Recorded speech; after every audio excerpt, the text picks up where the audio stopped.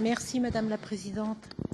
Je fais partie des parlementaires qui se sont rendus en Libye dans le cadre de la Commission des libertés civiles,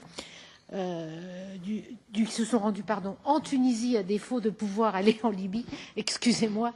du 18 au 22 septembre dernier. Nous avons examiné il y a quelques jours le projet de rapport que nous avons fait sur cette question qui va être prochainement finalisé. Et j'ai envie de dire que tout ce que vous venez de dire, finalement, est conforté par rapport à ce que nous avions vu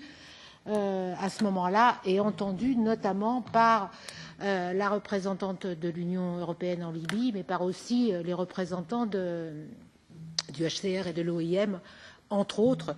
Et il y a cependant une chose qui me frappe, notamment par rapport à ce que nous avons entendu sur place, ce que disent les ONG et ce qui est dit ici dans cette enceinte et dans d'autres enceintes des institutions européennes.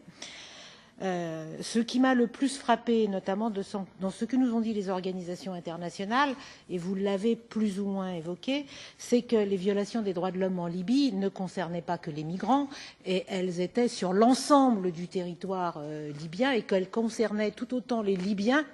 que les migrants, y compris parce que, comme vous nous l'avez dit, une partie des migrants qui sont sur le territoire libyen y sont depuis très longtemps. Je dirais que la Libye a une tradition de migration qui n'a pas été perturbée, si je peux oser m'exprimer ainsi, par la situation de guerre, de violence qui est quasiment permanente depuis 7 ans maintenant. Donc, j'ai toujours un réel malaise quand j'entends les uns et les autres dire qu'on va dialoguer avec les autorités libyennes comme si il y avait un gouvernement stable en Libye qui contrôlait l'ensemble du territoire. Ce qui nous a été dit à Tunis, c'est qu'en réalité, le gouvernement national, qui est l'interlocuteur des institutions européennes, contrôle grosso modo 15% du territoire. Donc j'ai un peu de mal à savoir comment on peut arriver à dialoguer et à prendre des résolutions en la matière compte tenu de cette situation. C'est vrai pour la question des exécutions extrajudiciaires, parce qu'une des choses qui nous a été soulignée notamment, c'est qu'il n'y a pas de système judiciaire en Libye aujourd'hui. Donc comment on fait pour porter plainte, pour condamner, pour empêcher les auteurs de ces crimes d'agir? Même chose sur les centres de rétention. Les centres de rétention des migrants, pour la plus grande majorité, échappent au contrôle des autorités libyennes ou des soi-disant autorités libyennes. En plus, la situation est instable. Un centre peut être un jour contrôlé par le gouvernement national et le lendemain être contrôlé par une milice libyenne. Il n'y a pas, les organisations internationales n'ont pas de personnel international. Ils sont obligés de passer par du personnel libyen qui vit lui-même sous la terreur des milices libyennes. Donc, moi, je veux bien qu'on fasse preuve de bonne volonté et d'optimisme, mais je crains que même si la situation s'améliore, ça ne soit pas tout à fait en raison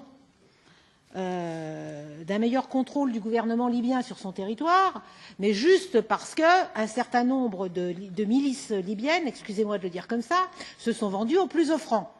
Et que je ne suis pas sûre qu'à terme, ça permette la stabilisation de la région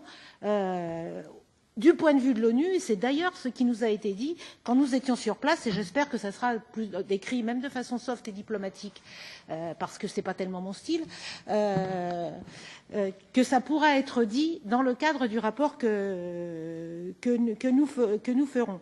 Donc j'aimerais bien comprendre, dans les chiffres que vous nous avez énoncés notamment,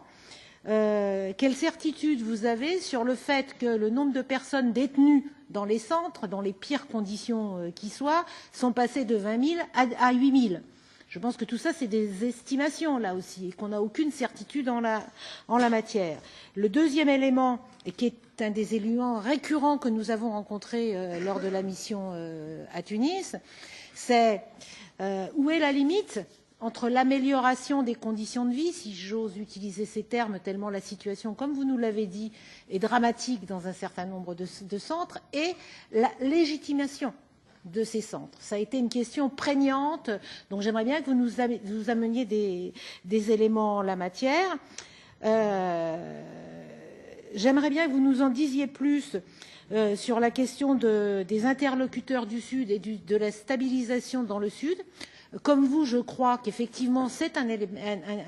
élément important et fort, mais y compris parce que quand on connaît un peu la situation en Libye, on sait que là aussi, personne ne contrôle véritablement cette zone en dehors